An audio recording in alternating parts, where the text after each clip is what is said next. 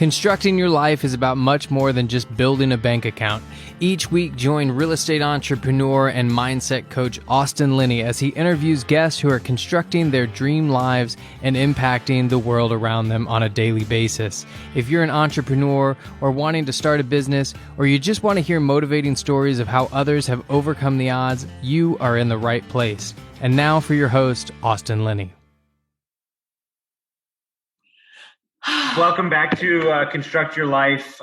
This is Austin Linney. We got a special guest here today, a close personal friend of mine. Annie, how you doing, Annie? I'm so good. I'm so excited for this. I'm so excited. We're just so giddy. So, guys, we've known each other for quite a while. We used to work in the restaurant business together. She is a health and wellness coach, body, mind, and soul, online, personal training. She's a coach's coach, so she coaches other coaches. So we're going to have a real interesting conversation here. We got a new mom as well, brand new mom here.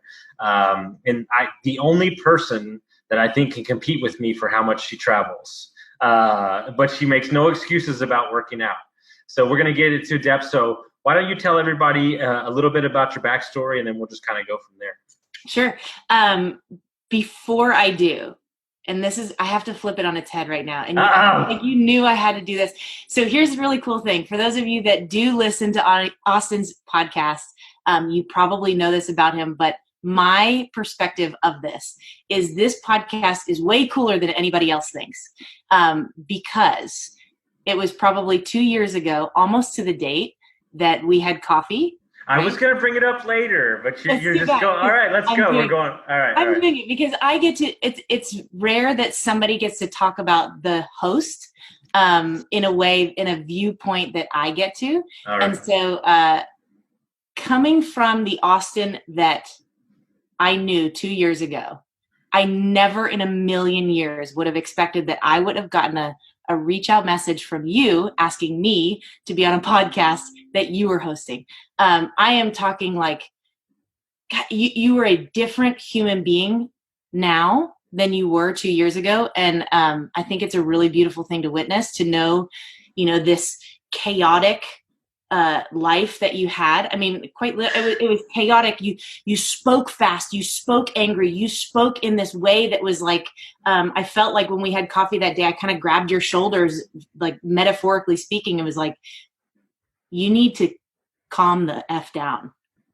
And we need to dig into why you are the way that you are. And so I think it's really cool to be in this space right now, and to get to be on the receiving end of it. So we can dive. Right. We can dive back. No. We're gonna dive into it now. Well, I was gonna save it to the end and I might get emotional, so everybody just deal with it. All right. So true story, guys, and she will take no credit for it, even though I think, has played a big part in it. I don't even know what happened, but I was in the area. Some reason I texted you, and you said I'm at this coffee shop, and you're like, whatever, and then I just showed up, and it was a random Tuesday, Wednesday, whatever day it was. And we sat there. God, we had to sit there for like an hour plus. And guys, if you don't know me, I'm kind of they label me as the rhinoceros. Like, I move through life really quickly, aggressively. And for whatever reason, nobody affects me. You don't chink the armor down. And I don't know what it was that day, but this woman changed my life. I mean, it's simple as that. We had an hour conversation. I think I cried multiple times. And she just said, I've known you for 2 years or 3 years. We worked together. You're just aggressively angry about everything, and you're never happy. And, what does that look like? Like, why is that a place? And then, I started talking about my dad. I started talking about all these things. And for whatever reason, the armor came down, and I left that conversation forever changed. And that was what started me getting sober. That's what started this personal development journey. And she has watched from afar. And she's 100% right. I'm not that person. It's wild to me how many versions of myself I have shed from that. And it's a lot of deep work. It's a lot of hard work. And this is kind of the culmination. And there's still work to be done, of course. But it brings me so much joy in my heart to know that You're exactly right. You saw a flailing. We actually labeled that version of myself. He's called Tasmanian Devil, and That feels right. It feels right, right? Everybody I say it to, they're like, yeah, it feels about right. And she literally shook me, figuratively and mentally, and said, you need to slow the fuck down. You need to look at your life and look how aggressive you are being towards everybody around you, and who can love that. Who can be around that, because that guy's just an asshole, and not in like a malicious way, but just not in a sensitive, not in a loving way. And so, I've always given her credit for it, even though she won't take it. And so that's why it's such a pleasure to have her on here. And I just thank you so much. Well, it's my pleasure. I find that it's, we can speak to the listener. At some point, I do want to just you and I speak.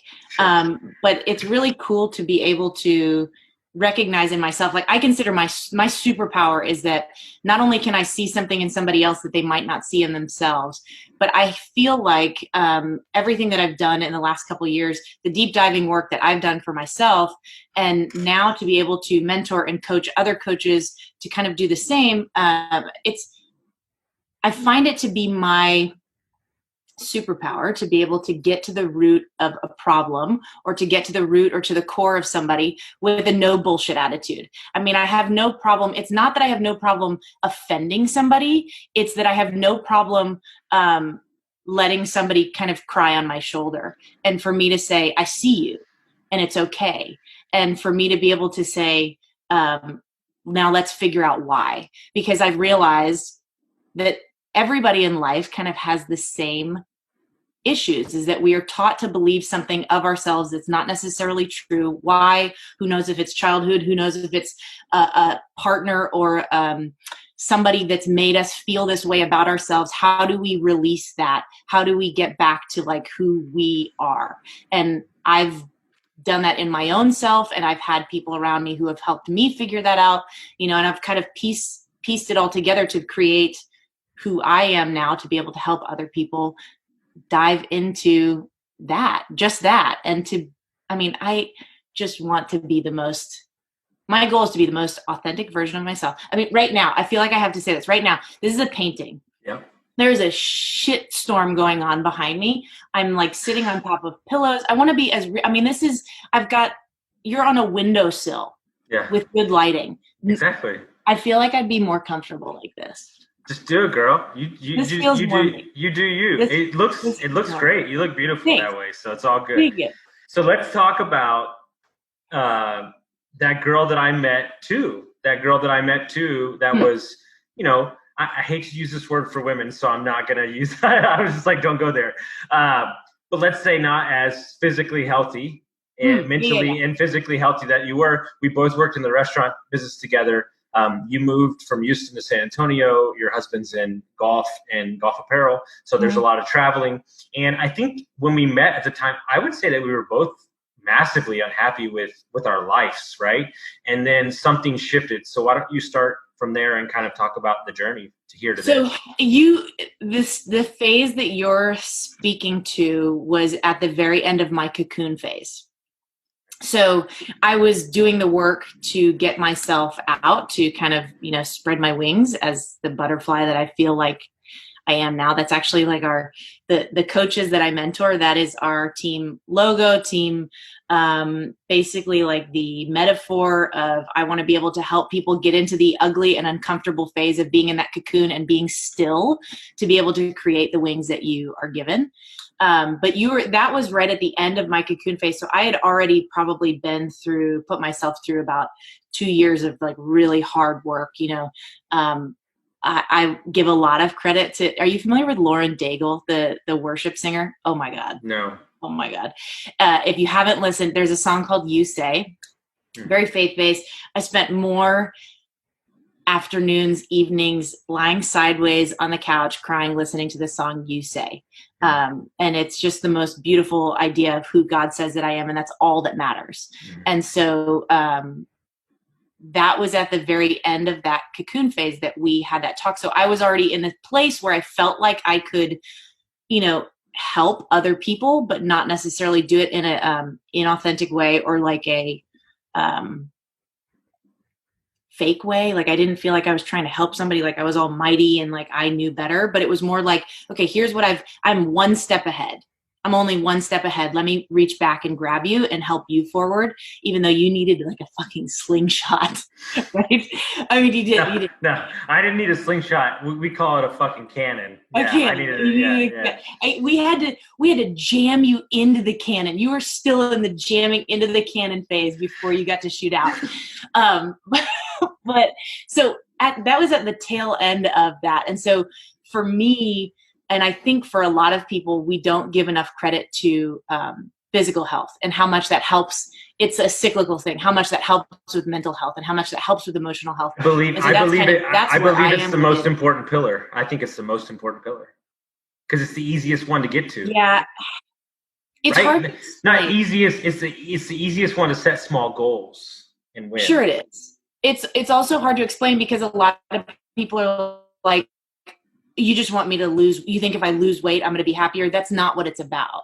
It's about how you treat your body. It's about how you fuel your body. It's about how you move your body and the fact that you feel you're worthy enough to move your body in order for it to function properly for you at the optimum level, because then everything else spills over, right? Everything else spills over into the way that you think about yourself, the way that you speak to your significant other, the way they speak to your friends, to your family. Like for me, I know that I am a better wife, a better mother, a better friend, a better coach on the days that I am pouring into myself first. That is like wildly important. But anyway, I don't want to go too far off tangent, but just to kind of come back to where I was. And this is like the part of the story or a part of me that I now understand that the struggle that people go through, or the struggle that you've gone through, Austin, is to be able to be on this podcast, is to be able to host this podcast, is to be able to help somebody else, is to be able to coach somebody else. Because if you cannot speak from experience, then you're nobody. Yeah. I mean, the struggle is where life happens. The struggle is, it's so important. And we are so quick to just push it off, to numb, to cope, to avoid, instead of just sitting in it and accepting that you're struggling and to get to the root of whatever it is that you're dealing with and to move forward, which is why I know now that you are where you are because you sat in your own shit. And you were okay with that. And it sucks.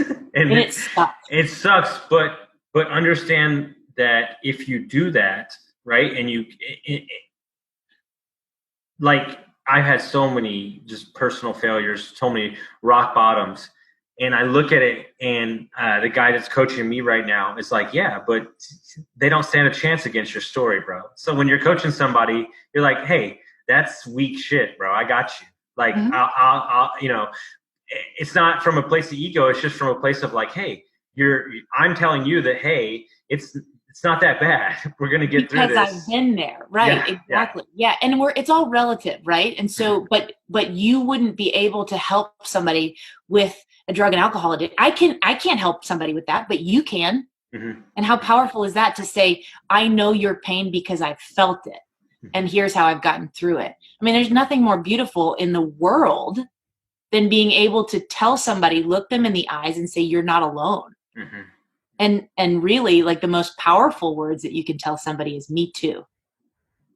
Like, I've been there. I get it because I've literally been in your shoes. It may look different, but, and not only have I been in your shoes, but I'm now on the other side so that I can help you through that. And so at the time, I couldn't necessarily help you specifically. Like, that coffee shop moment wasn't, it wasn't me saying I've experienced what you've experienced. It was me saying, I'm a human. I see your faults and it's okay. And I want you to know that it's okay. But here, let's deep dive into why it is that you're in so much pain and why it is that you're, outwardly expressing so much pain to other people.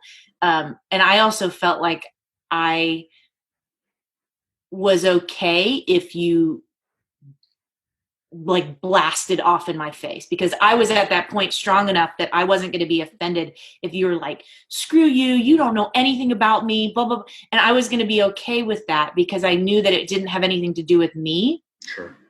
That it was me just as a friend being able to be like, listen, something's not right here. No, 1,000%. Two things. One of the best books I've ever read, Don McGee's Ruel, a junior. He got trained by Eckhart Tolle, called The 5 Levels of Attachment. Game changer. But the more important thing, I had a business coach that I highly respect. I mean, this dude he's up there managing, like he coaches like high-end CEOs, high multimillionaire. He said, if you walk around this world and understand that everybody you run into is hurt, you won't be attached anymore to their feelings. Because when somebody attacks you, even when I attack somebody, you're knocking a trigger into me, and the mean guy's coming out. And so you just say, okay, I'm sorry that you feel that way. I can't do anything about that. And then you move on. And that's the biggest lesson I've learned about the podcast. I can't look at the stats. I can't worry about because what I might say today might not land for you for 6 months from now. But I just have to say what I say. And then it's the same thing in coaching that I've learned. I read a book called The Coaching Habit. Fantastic read, 3 hours, super quick. He said the key to true coaching is less advice, more questions. Like I can't force you to change, but I can be there to support your change, and you have to understand it yourself. Exactly. Yeah. And you realize, like, again, back to that coffee moment, like I didn't tell you anything. Yeah. I asked you the right questions. And I knew that was kind of how I had to get into the root of it. And also at the same time, while you're saying that about your podcast, somebody could listen to this right now and be like, who are these idiots? They don't know what they're talking about. And then they could listen to it tomorrow and they're more ready to receive what we have to say. I mean, it's also all about who is on the receiving end and how you're able to listen to somebody. Because sometimes tough love, it goes like, it sits like a brick on your chest and you can't handle it. And then sometimes you're like, they're right. They have my best interest out for me. I need to listen to what they're saying. I mean, it's on the receiving end. If you're not ready to listen to something, then nothing will get through to you. I could say the same thing to you 10 times over. I mean, quite literally, in the beginning, that was kind of where we started, was like, dude, you need to work on yourself. You need to get to the root of it. And it was like, I know, but how? I know, but how? Or I know, but I'm not ready yet. And now, because it came from you, you're going off the deep end of doing the hard work, right? And so you're off the deep end of putting in the work to yourself, because now you realize that you're worthy of putting in that work and that life doesn't have to be what it was. Yeah. So damn hard. I mean, that's like the most badass thing that you can figure out, is that your life doesn't have to be the way that you think it has to be. Your life doesn't have to be the way that your dad told you that it had to be, or that he made you feel like it had to be. And your life can be what you want it to be, not what you thought it needed to be. 1,000%. I mean, it's a beautiful thing, because and just from reference point for me, because I always put the mirror on me, what used to happen is something would land wrong with me, or somebody would say something, and it was a 3-week to a month, 2-week downward spiral, right? And now what I do is I say, okay, all right, what fault do I have on it? Extreme ownership. What fault do I have on it? I address it, and then it's gone in like 30 minutes to an hour.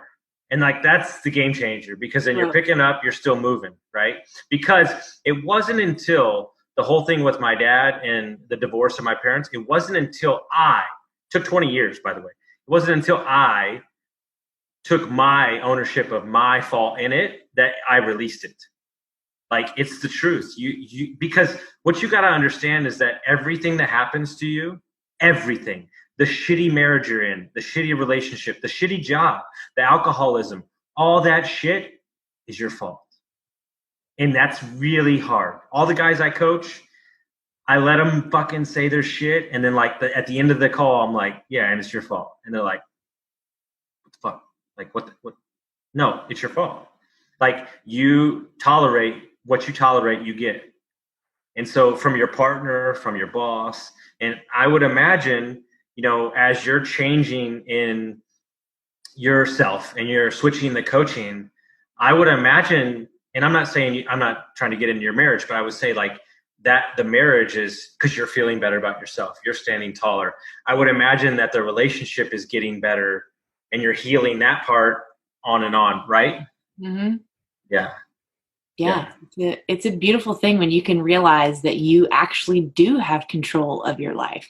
You have control of your emotions. You have control of your actions. Sometimes you feel like things are, and this is, an Ed Milet. Are you familiar with Ed Milet? He's one of obsessed. He's the best. God, I love him. Yeah. And he always says that things aren't happening to you; they're happening for you. Mm-hmm. If you can actually view that in that light, that even the bad stuff you're going to learn from. I mean, I say that all the time about, just last night, I had a conversation with a new mom who is also a stepmom. And I was able to offer her that listening ear, unbiased listening ear of being a stepmom. And I know for a fact that the things that I've been through and the things that I've experienced just as a stepmom has given me, a softer heart, or maybe even a more hardened heart to be able to help somebody that's going through that, or that it's experiencing the things that I experienced. And again, it's all back to personal experience of what we've gone through in our lives. I mean, we all have baggage. We all have things. We all have issues. It's just, how do we choose to deal with them? Do we choose to let them completely roll us over and to stay down, or do we choose to rise up and be able to help somebody else out? 1,000%. And so as you're shifting from the restaurant business to full-time coaching, you're traveling, y'all travel a ton, but you always got the workout programs in. So as this new life is starting to create for you, what are you feeling? Are you feeling like you're home? You feel like this is what you were building your whole life up for, because that's what the podcast is about. Like, you decided to leave what was good money to this new entrepreneur venture. That's it's to coach somebody, to coach people is taxing. It's taxing. It's a lot of work. There's a lot of problems. So sometimes you attach yourself to their problems, and then you're trying to stay above the fray. So as you're getting started in that business, what are you knowing about yourself as you continue to push farther and farther in? That's a good question. I feel like you're never off, right? When you're trying, one of the hardest things to do is never change somebody's life. You're literally working to help somebody realize in themselves what they don't see yet. And so, one of the coolest things about our travel, that first year, it was like, and again, looking back at it now, I realize that everything in that first year and the amount of distraction that we had while traveling, and the amount of efforts that we had to put forth to keep things steady, both, physically, emotionally, mentally, in our marriage. Looking back, it was the best thing that happened to us. It was the coolest thing that happened to us. So my husband is a sales rep for a men's golf clothing line. And so his territory stretches, and if you don't know Texas very well, this isn't going to make sense if whoever's listening to this, but it stretches from El Paso all the way through the most eastern side of Louisiana and the southern half. And so it's like 14 hours. Yeah. It's insane. So we would be on the road all the time. But the cool thing is that our marriage went to an entirely new level because we got to do deep diving on the road. We got to listen to personal development. We got to just sit and talk with the radio off. And halfway through that travel was when I got pregnant. And so we got to dream together. We got to think about what our life was going to be like with a baby of our own. And we got to do these things that most couples don't have that opportunity to be able to do, to be around each other. It works for us. We worked together before we were in a relationship. And so we knew what that was like to be around each other. And we really thrive off of each other. And so being on the road for that whole year, while it was crazy, it was the coolest thing for us because we got to spend so much time together. And then I got to, my job quite literally is wherever, whenever, as long as I have Wi-Fi or just use the data up on my phone. Like I get to connect with people through, I pretty much live on Instagram and in my text messages and things like that. And so I'm always accessible that way. But yeah, it was the coolest thing to be able to grow together, but also grow individually on this like constant circular motion, instead of having things, and I realize this as I'm saying it, instead of having the stability of being at home, of having an office, of having things like set around me and just me being the only moving part, everything was a moving part. So I had to learn how to bob and weave and get up earlier to either get my workout in or get up earlier to plug into my coaches or do things that like I didn't, there were so many moving parts that I knew that my vessel of me was the only thing that was certain and steady and consistent. And so I worked even harder on that to be able to get myself to where I knew that things were going to be swirling around me. So how did I center myself? The coolest metaphor for meditation, which was something that I had started, and I'd love to dive into that with you. The coolest metaphor that I've ever heard about meditation, which I accredit so much of my like centeredness to. It was so freaking hard for me in the beginning. It was so challenging, but it's the idea that we are oak trees, right? And so oak trees, the roots run super deep. And so every single time we meditate, every single time that we work on our physical selves, every time that we fuel our body right, our roots grow a little bit deeper and deeper and deeper, so that it's not if the wind blows or if a storm comes in, it's when the storm comes in, when shit gets hard, when things are swirling around you, your roots are so damn deep that it doesn't matter. It doesn't affect you because your tree trunk is not moving. You might have some leaves that blow off. You might have a branch that snaps, but your roots are so deep that you're ready for it. And that nothing, no one will really set you off course because you're grounded in yourself. And so that for me is what meditation and movement have done. Oh my God, I can't say enough good things about it. I love it. And we'll definitely dive deep. It was something that my buddy said to me out in LA. He's a personal development healer, all this stuff. He said, Austin, when you're coaching people or who you are as a person, you're not a light. He goes, yes, you burn bright. He goes, but you're a lighthouse. Mm-hmm. He says, and you have to let the light move through you, and you're a beacon for lost souls, right? Mm-hmm. And it was like that metaphor. I was like, oh shit, that's like amazing. Like the sturdiness. Go ahead. Can I add? I'm gonna add something to that. Not only are you the lighthouse and the beacon, you're not a tugboat. Mm. You cannot bring somebody to your little island with your lighthouse on it. They have to want to do it themselves. They got to get in the boat, get in their damn canoe, and start paddling like their life depends on it. You can't bring them along. Mm. You just blew my mind. You like that? Yeah, that was so good. What did you want to talk about with the meditation stuff? What did you want to go? I don't know. I think that it just goes hand in hand with things that are hard and that challenge us, but that make us better. Let me ask you a question. You've known me for a long time. Is there any part of your fiber that thought I would ever meditate? Not even in the slightest. Like the word meditation, I didn't know that you knew how to say it. Yeah. No, it's a game changer. When shit went south, when I was still drinking, and I found out some news about my parents and stuff like that. I was a nightmare that day. I mean, nightmare. Drinking, angry as fuck.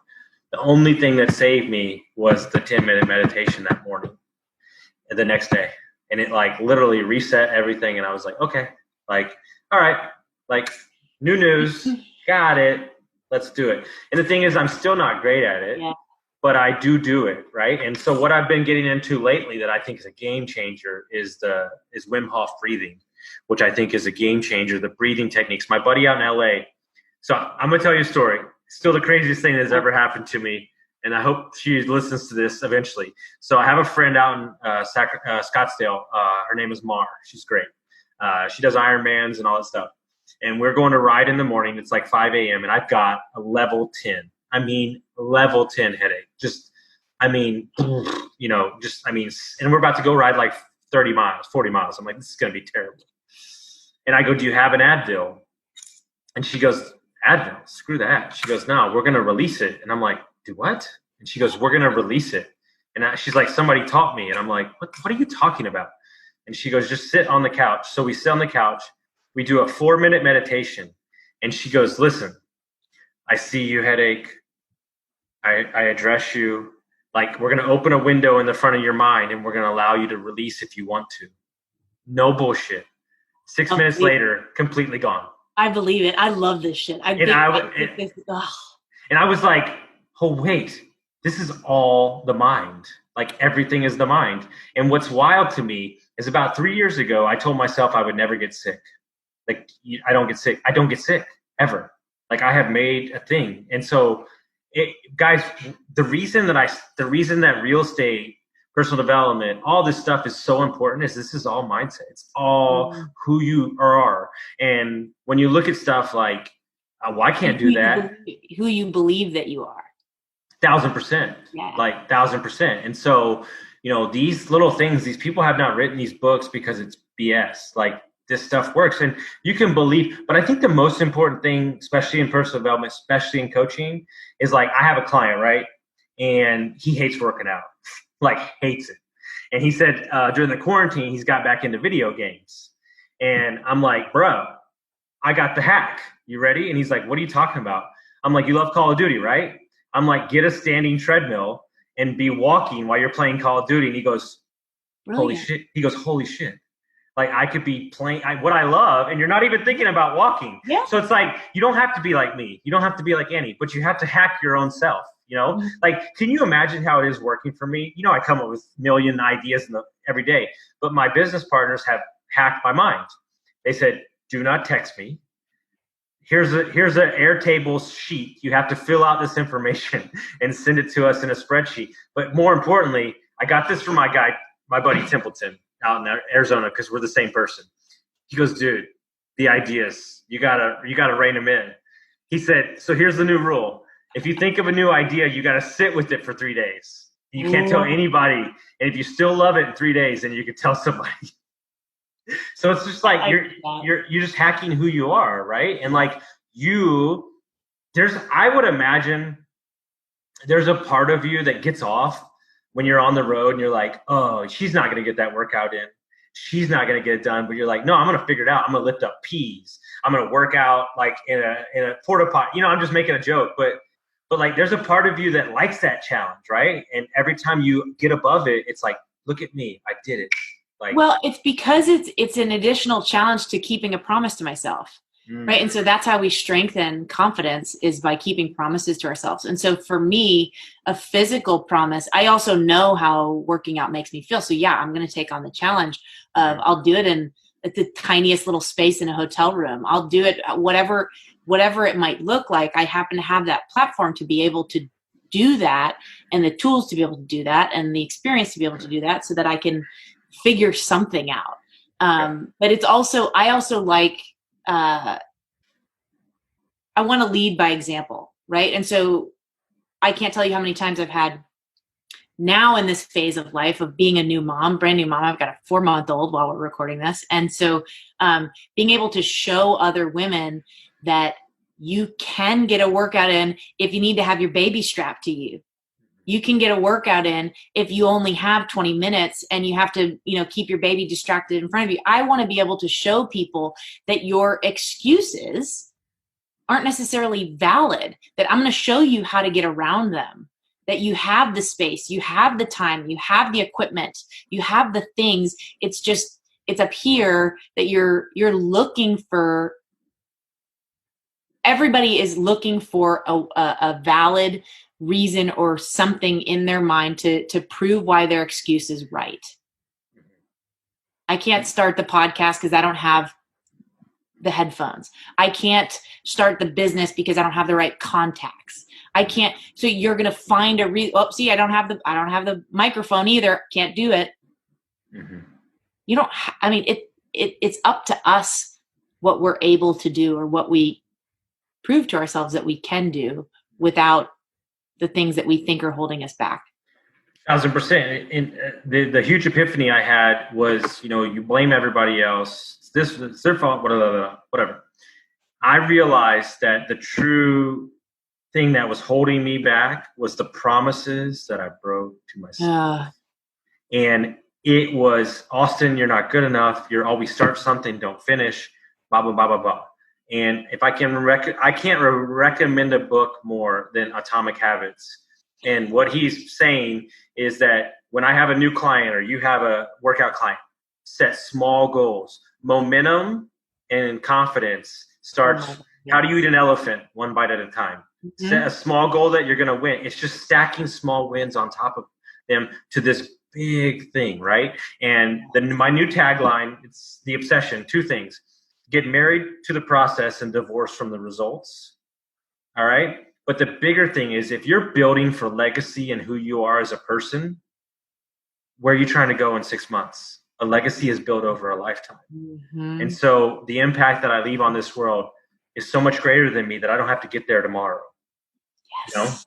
So that's like the game changer stuff right there. Oh, it's so good. Another great book to go off of Atomic Habits is The Slight Edge. Have you heard of it? No, I haven't. Oh, that was a end of 2019 big, that one completely shifted my business and shifted my mind. Slight Edge. So good. So here's what's going to be fun. I've been thinking of this for like 20 minutes. Yeah, I'm a book junkie too. I've knocked out 32 audibles during quarantine. I'm like on a fire right now. I've even read like Buddhist stuff. I'm getting into like Socrates. Like I'm going crazy. Like all the stuff. I'm getting all the. Boy. So here's what we're gonna do. You're gonna love this. All right.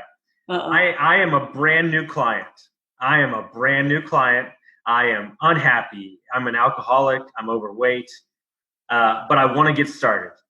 The thing shifted in me, and I saw your stuff on Instagram. I'm like, I'm a little scared, but I want to start. So you're coaching me. Let's say the first 2 weeks. Like, what are the first, let's say 3 or 4 things that you want to do if you want to change your life, if you want to do something better than what is being done today, as we see. I need to know why. I need to know why you want to change your life. I'm extremely unhappy, and I always start stuff and don't finish it. Mm-hmm. And I want to know what your goals are. What do you want to do? Why do you want to stop drinking? Do you want to, what is it? Because I will never ask somebody. I know that if they want a certain amount of weight to lose, doesn't matter. Doesn't matter. We have to change, completely shift the mindset. Yeah. I mean, for me, the alcoholism, you get in a thought pattern where you think, I might need a drink. I don't have a problem. I'm still getting everything done. But for me, it just doesn't serve me anymore, the alcoholism. And yeah, you can have a couple drinks with your friends, but I'm drinking by myself, at like 10:30 in the morning. So how do you, what's the steps do I take? So in my specific situation as a coach, I get to coach alongside of a lot of other people with a lot of other experiences. Mm-hmm. And so I get to the thing that makes what I do different is that I actually intentionally don't do a lot of one-on-one coaching. Mm-hmm. I do one-on-one coaching with my coaches, but I really love to plug people into the community because we have, and again, from my own experience, it's been complete strangers that have really made such a massive impact on my life. And I've gotten to, from like a 10,000 foot view, gotten to watch other strangers love on each other, check on each other, plug into each other, and shift each other's lives. Because a lot of the times, and again, it's the whole knowing you're not alone in something. When you get to be, this is like flies on shit. It's the most beautiful thing to witness.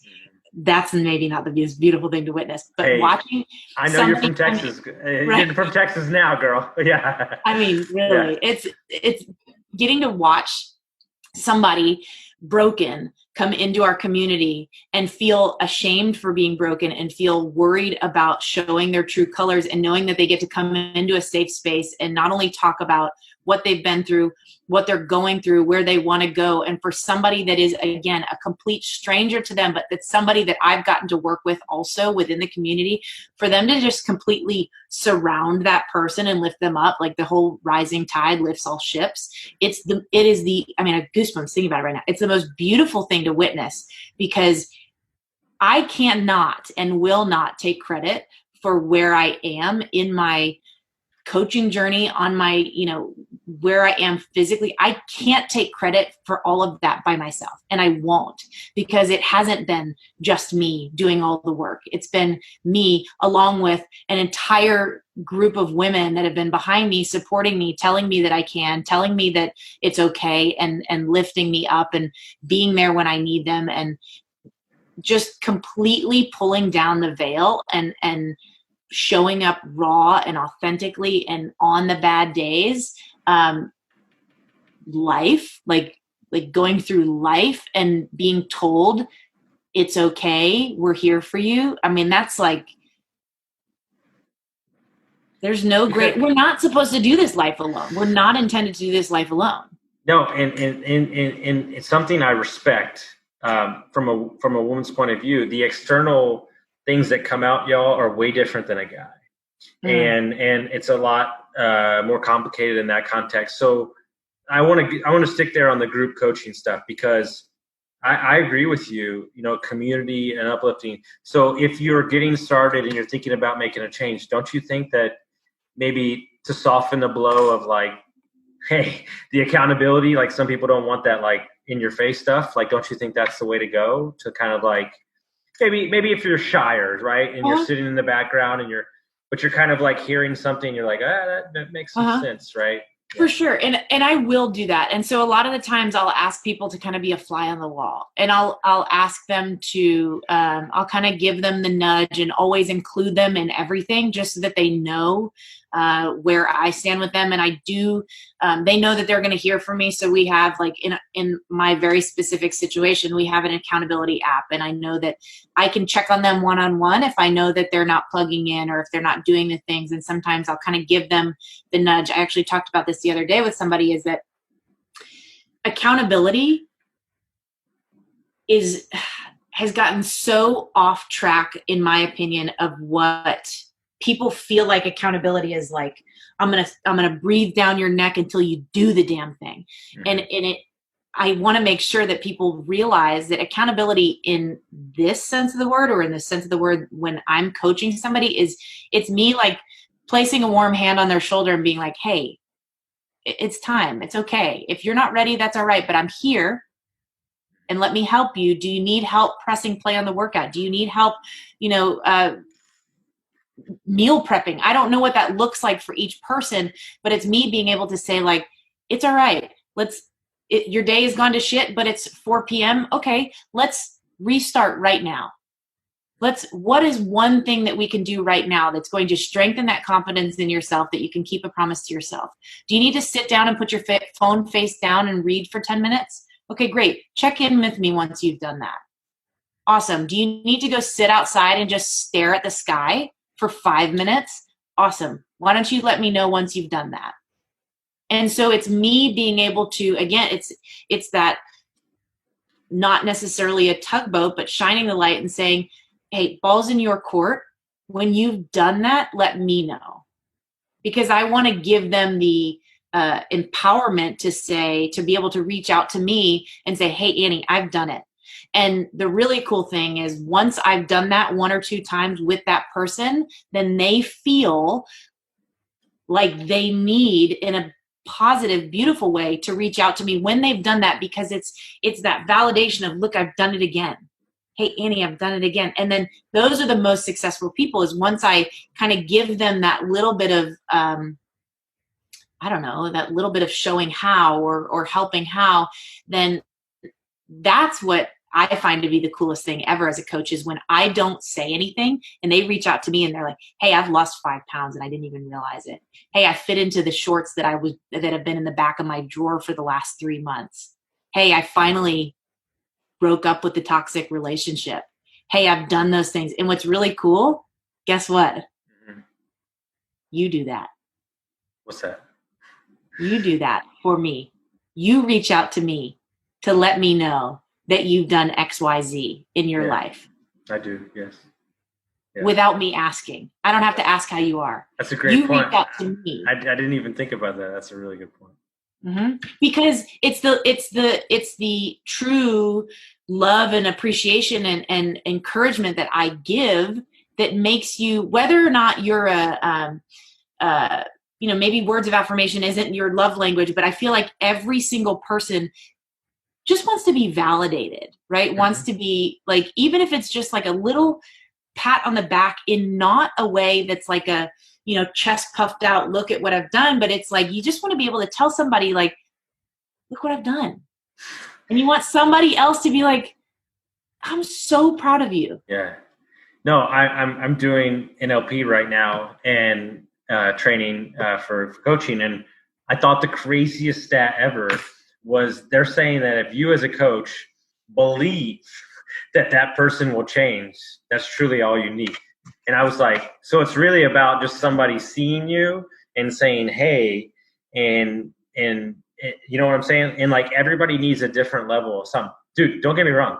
There's a lot of guys that I coach that they want me to mess them up. They're like, dude, we need that text, like, go F yourself. I tell them my favorite thing to do is I said, just be mediocre. I said, it's so much easier. I said, give up on your dreams. Just be a regular person. And dude, and they text me back like, fuck. I'm like, okay, you're ready to go now? And that's what I use with these guys because they need it, right? And if I coach somebody that doesn't need that and I did that to them, it wouldn't work, right? So you have to kind of like weave the thing. But you mentioned before we started that you wanted to talk about one of your clients and you wanted to tell a cool story. So why don't you tell us that cool story? She's my favorite. Oh my God. And I know for a fact that she's going to watch this. So this is like human resiliency, strength, all wrapped up in one, like, most incredible story. So little backstory. She was a dancer. Her name's Alexa. She was a dancer. She was always in great shape. She always did she did everything. And then out of nowhere, she was in the middle. I'm going to get the details a little bit wrong, but that's okay. That's not the point here. She was in the middle of something and basically her legs gave out on her and collapsed, and basically went to the doctor and they diagnosed her with spina bifida. And so she was 26 at the time when they diagnosed her with spina bifida and said, by your 28th birthday, you will likely be in a wheelchair.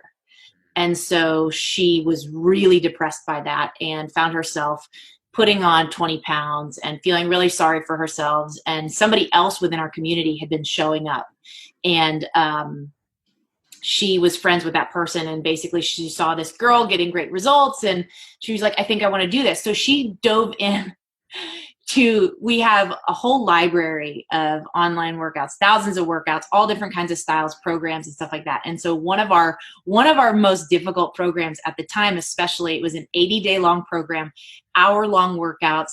It was like literally the program to this date I've gotten in the best shape of my life from. She decided to dive into that program, which I didn't know at the time because I wasn't directly working with her,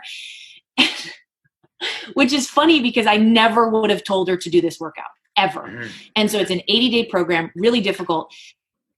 Just a couple weeks ago, she finished her 5th round. She just had, in April, she turned 28. She's in the strongest, most beautiful, incredible, emotional, mental, everything state of her life. And she's now completed all of that, but even in a more cool way. Oh, I hear a baby behind me. Yeah. Even in a more, a really cool, hey, I'll take him. Sorry. That's okay. That's okay. You were just looking for a cozy place. Yay! Guys, the baby just came into the podcast. The baby's famous now. Yeah. The baby's thanks, honey. Okay, baby. See you later. Love you, baby. Bye. Love you too. Oh, what a moment we captured. Hey. So I know. And check out the little bald spot. Man, I love thought it. this was something that was avoided for all babies, but it's just unavoidable. What are you going to do? Anyways, going back to Alexa, she's just in the last 2 years, she has grown in the most beautiful way. She has literally legally changed her last name to her mother's last name from her father's because he was a non-existent character in her life and somebody that was toxic in her life. And so she legally changed her last name. She's gotten out of toxic relationships. She has dropped 20 pounds, but she's like she's just so confident. And now she's one of the coaches on my team. And so it's just, and now she gets to be that person for other people. And it's one of the most beautiful things to witness somebody make that complete turnaround and do that for themselves. It's really cool. Game changer. Well, congrats to her. So how do they find you? How do they find your program? So how did she, or how did somebody that is watching? Anybody that's listening, how do they track you down? So I live on Instagram. I totally live on Instagram. Annie_Grassi, Grassi.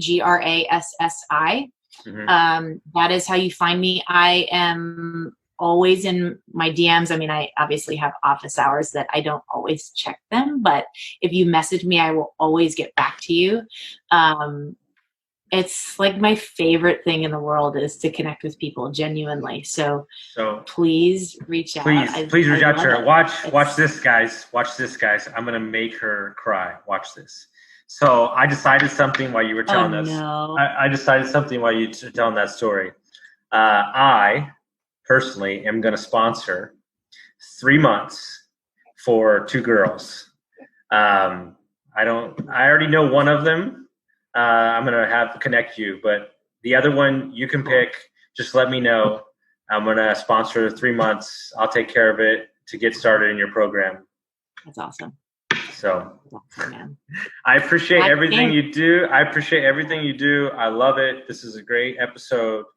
Thank you so much. We're going to get off because we don't know what the baby's going to do, guys. So, we're good here. We're good now. I think this is the most badass thing ever. We're feeding now. Okay. Is this? Yeah, that's life, man. Only on my podcast, boys and girls. So what? I can't even think. What do you? Badass. What do you look? Honest to God. Mm-hmm. Go ahead.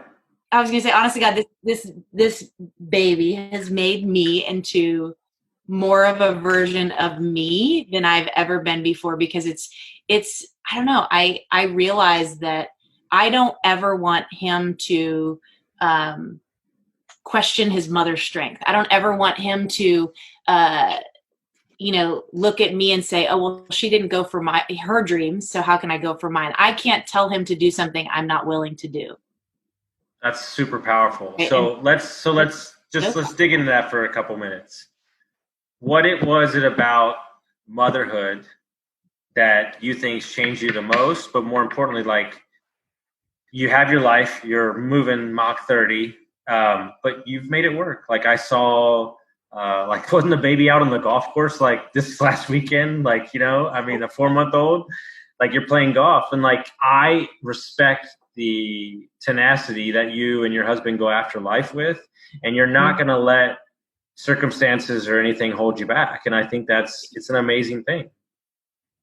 Yeah, I also think, and I could be totally wrong. So if you're a new mom listening to this and you are like, please don't tune out when I say this, but I truly believe, and I think this applies to pet parents too. This is going to sound really weird, but I believe that your environment and the things that you do consistently, the people and the animals and the babies around you will adapt to. I think it's, I have a lot of people reach out to me all the time and they're like, how's Piper so calm when you're working out all the time? I'm like, well, I do it all the time, so she doesn't think anything of it. And so like bringing JP out to a golf course, I don't want him to think anything of that. I don't want, like, I don't know, if we bring him out into the world, I don't want it to feel like it's a big burden for me or for him in that case. Like, I just want that's our life. We're not going to necessarily slow down our life just because we've had a baby, or change who we are just because you have a baby. If anything, it's made things in our life even better because it gives us something to leave our legacy to. I mean, that's like the ultimate for me. And I realize that that's not for everybody, right? But in our situation specifically, it's been really cool to, I don't know. I also just kind of feel like this was something that I was meant to do. So, amen. I love it. Well, thank you so much. I appreciate you coming on. Please check her out on Instagram. You won't regret it. And there's the hats back on. So while feeding baby, this feels thank you so much. All right, bye.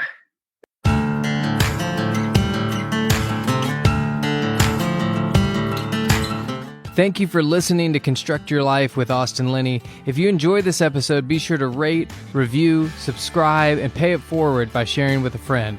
Most importantly, take this opportunity to start constructing your life by taking immediate action on what you learned. For show notes, resources, and more information on one-on-one coaching with Austin, visit constructyourlifepodcast.com.